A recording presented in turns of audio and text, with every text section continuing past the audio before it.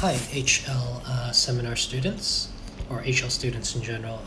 This is for HL only because this is on Chapter 9. And I was asked by one of your classmates to do a video on the derivation of the mass spring system as well as the pendulum system. So I'll be doing two separate videos for this. And so the first video is on the mass spring system. You can see on the side that we've got, these are sort of the four formulas that are used in the derivation of our actual formula. This one right here. Well, I guess there's one more that's sort of hidden, but we'll get into that. So first off, what we'll do is we'll grab these two guys and we are re-expressing Hooke's law, or how we express the force part of Hooke's law, and we're re-expressing that as how Newton's second law is doing that. Okay, so rather than force, we're looking at it as mass times acceleration instead. So rather than looking at the restoration force, we're looking at the mass of the object along with how fast it is accelerating. So next up, what we're going to do is we're going to isolate acceleration onto one side.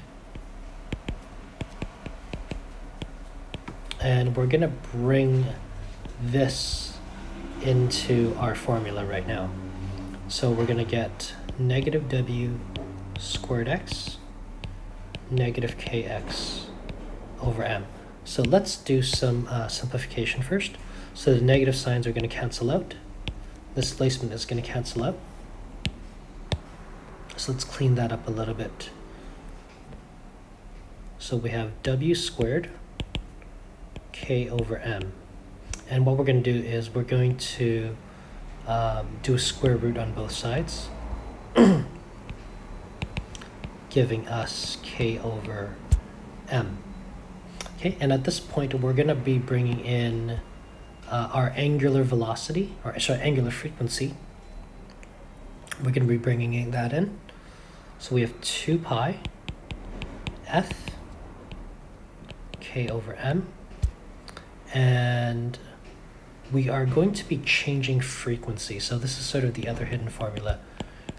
Frequency and period are inversely proportional to each other. So I'm going to rewrite this as 2 pi period k over m. And you can see we're getting very close to what we're looking for here. And I'm just going to keep going further down.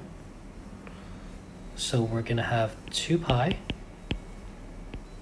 k over m equals to period, and then according to our mathematics we're going to flip that, so m is going to go on top, k is going to go on bottom, and that allows us to bring this up so that we're multiplying these two things together, and that's the period. Okay, so that's how we get our formula